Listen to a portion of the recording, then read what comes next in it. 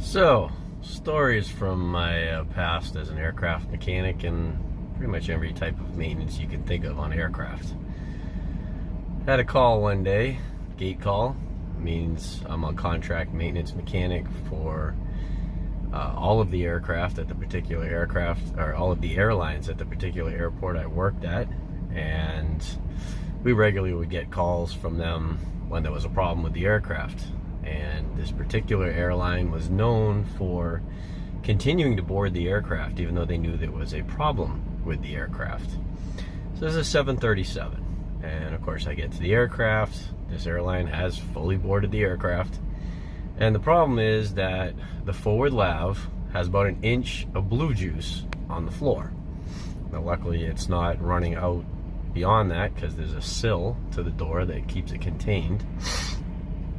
But of course I have a full plane full of passengers, and they get to watch me completely disassemble the interior of the lavatory, which was the first time for me to take it apart, and not so carefully chuck every piece across the front of the aircraft into the galley area.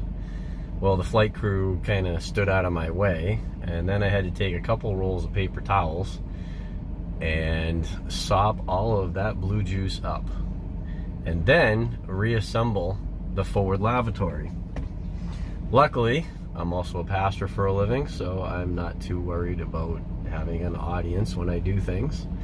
But it is pretty interesting to be doing that whole disassembly, sopping up, and reassembly with a plane full of passengers staring up the aisle at you, everybody leaning out, some people standing up.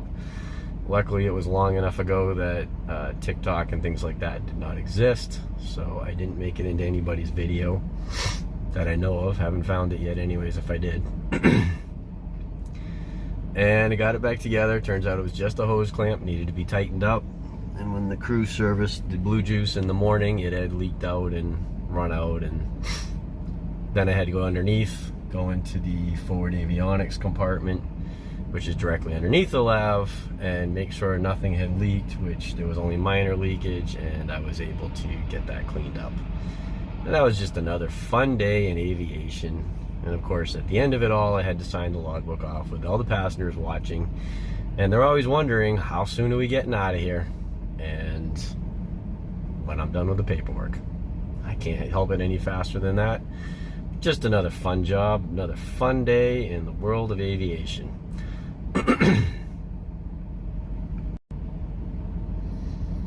Another fun story from being contract maintenance at a regional airport.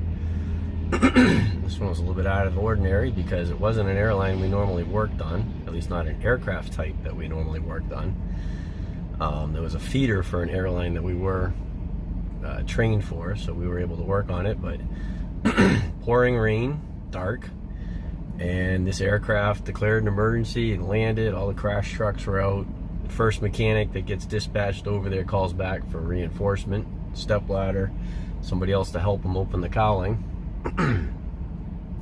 We get over there. It's a Dash 8.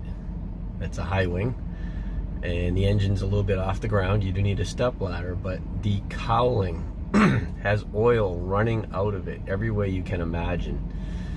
And all over the wing, it's dripping off the flaps, it's dripping off the landing gear. So of course we're trying to find out what happened, because what had happened is the crew had gotten low oil pressure and shut the engine down and declared an emergency and landed at our airport. They normally did not come to our airport. And we opened the cowling, and there's more oil. It's just running everywhere. Of course, it's pouring rain. The rain was making it impossible to soak the oil up, just to make it even more fun. We finally get it open. We start looking over the engine, and of course, you know, we know the FAA is going to be interested to find out what happened, what's wrong, why this oil all blew out. It's not from the propeller. It's not from any of the normal places you'd think of, until we found the oil filter. Has a housing that looks, I don't know, about the size of a soda can, maybe a little bit longer, and it has a flange with 3 ears, and there's 3 studs, and there's 3 nuts that go on the studs that hold the housing on over the oil filter. Well, there is no filter installed in this engine. and the housing is hanging off the end of one of the studs with one nut tacking it in place. And that's why all the oil blew out of the engine. I still never found out the rest of the story as to why anybody pulled that oil filter out, or why it was not reassembled and it was just left the way it was and allowed to leave. Obviously there's a maintenance issue there somewhere, but once again, one of those weird things you see when you're working for an airline as contract maintenance, and you never know what you're going to run into. Another fun day in being contract maintenance. It's the summertime, it's a hot evening. I was working second shift. We had a call over to the gate. Crew reported they hit a skunk just as they were in the flare to land, and they needed somebody to look at the aircraft, because of course anytime you hit anything large, which doesn't have to be that big, a little teeny tiny bird will do more damage than you can imagine to an aircraft. It's always amazing to explain to people that in structure wise, think of an aircraft more as the strength of like a ping pong ball. It's nothing like what you see in the movies where they crash through walls and destroy vehicles and things like that. They really don't have a whole lot of strength because they're just designed to go through the air. And in this case, they needed us to check and make sure there's no damage to the landing gear or the engines, or I mean, who knows what a skunk is going to hit, if it's going to bounce off the wheels and splatter all over. You never know. So I go over there and look at the aircraft. I never found one spot of blood, one bit of fur, any indication that they hit the skunk. However, I walked inside the aircraft, because of course you have to go look at the logbook and see if the crew wrote anything up and sign it off, and sign off the inspection in this case. And the interior of the aircraft reeked like burned skunk spray, because the skunk had apparently been frightened by the aircraft, flipped his tail up, and sprayed the aircraft just as it flew over it. And all of that spray went into one of the engines, and of course bleed air goes into the cabin, and by going through the engine, all of that skunk spray was burned. The engine didn't smell the greatest, but the interior of the aircraft was horrible. Can't imagine what those passengers went through. The crew was there with all the doors open and running the air conditioning off the APU, trying to air the thing out. And then the worst part was, when I went back over to the hangar, by then there wasn't really much of a breeze, and as I said, it was a hot, muggy night, and the whole airport reeked like burned skunk spray for a couple hours after that. And it drifted into the hangar, and it was the most disgusting smell I have ever smelled. And I've smelled some terrible things in my life as an aircraft mechanic and otherwise, but I think that one takes the cake. Another fun day. This one turned into almost a 20-some hour job on being an aircraft mechanic, doing contract maintenance for all the airlines at a regional airport.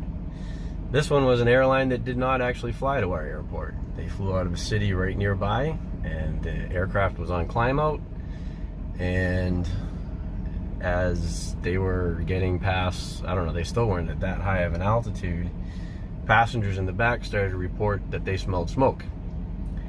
And the flight attendants, it wasn't a very full aircraft, they herded everybody to the front of the airplane, buckled them all in, declared an emergency, and landed at my airport. And I was dispatched to go investigate.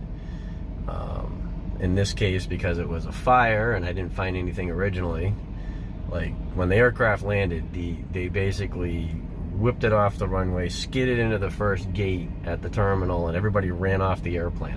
I've never walked onto an airplane before where there were so many newspapers and books and other personal items like glasses and sweaters and you name it, just scattered around the cabin. But they basically abandoned it, and they didn't go back, which I found really weird. But they I went on board and I looked around and I sniffed around and I couldn't find anything except the aft lab was kind of stinky. So I had to wait for a team to be dispatched from the airport where the aircraft left, and I escorted them, and they came in and they went all over the aircraft. And it turned out, what we found out was that the aft lab was not serviced at the last airport it had been at. For whatever reason, they only serviced the forward lavatory. The aft tank was full and it reeked, and it kind of makes like, to me it always seems like a peppery odor when they're like that, and maybe it's just my nose being weird. And then they had flown over an area of large grass fires, and that was the smoke. It had gotten into the cabin, it had mixed with the stinky lavatory smell, and of course it smelled like a fire, and the crew did the right thing in responding the way they did, because fire in an airplane, you got nowhere to go, and it's very hard to fight in a tiny little area like that. For me, it was an interesting call, because those mechanics, in order to return it to service, you have to have legitimate, what did you replace, what did you do, what did you do to the aircraft, per the maintenance manual, did you follow procedure? So the procedure they followed is what you do if you get like smells, vapors, liquids out of the air conditioning packs, which there are filters. They're called socks, that's what they refer to them as.